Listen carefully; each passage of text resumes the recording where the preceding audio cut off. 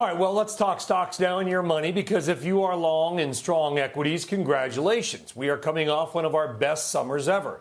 The Dow and the S&P wrapping up their best August in more than 30 years. The Nasdaq had its best August since the year 2000.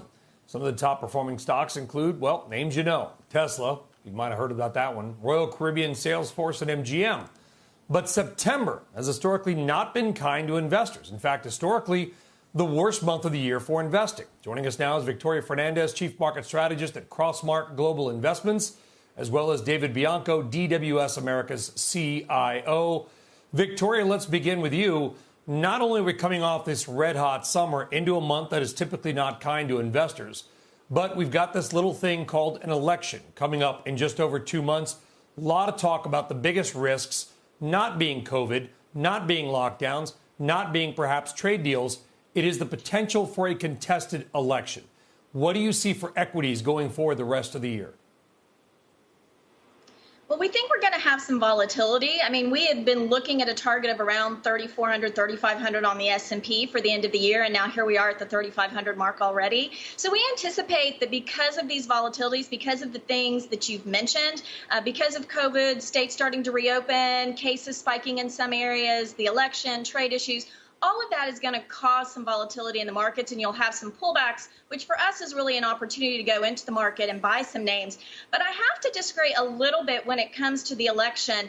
I don't think that it's going to drive the market as much as it would in a regular election year. I actually think we're going to see COVID drive the markets more. If we get positive news on a vaccine or anything that's COVID related, regardless of, I think, which administration comes to power from the election, you're going to see that positive movement related to vaccine or positive COVID news, and vice versa as well. When we're sitting in a situation like this with COVID, I think it's going to be hard for a Biden administration to come in and raise taxes and make some of the changes they want to do. So for us, use that volatility as opportunities to buy some of those more staple names in your portfolio and really build the foundation. All right, David, do you think that the gains for the year have been priced in, or do you agree with Victoria that even though we all kind of either expect the vaccine to come out or we're just going to naturally get through this in about a year like the other pandemics of the last century, that the gains might still be to come because there's going to be kind of a post-pandemic euphoria, if you will? Right. And good morning. Look, we will eventually get through the pandemic and the other challenges, and we'll survive the election. But even without any of the challenges that are still ahead, we're still concerned about the valuations of the overall equity market, how far we've come, how fast we've come. The S&P is trading at 21.5 times the record earnings of 2019. That's a fact. We're at 21.5 times all-time record earnings.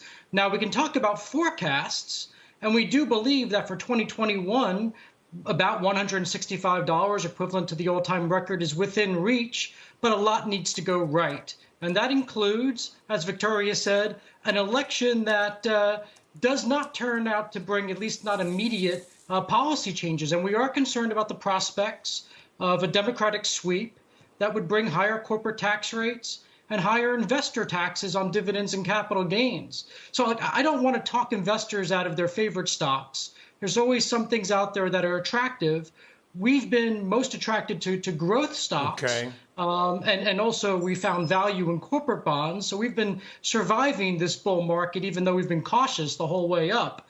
But I do think that we've got to a point in the year where it's best to protect the gains, count yourself lucky. It's not just the seasonality, the election's ahead, virus season is ahead. And like I said, even if it weren't for all of that, the valuations are very demanding. Now, the knee-jerk reaction is look at how low interest rates are.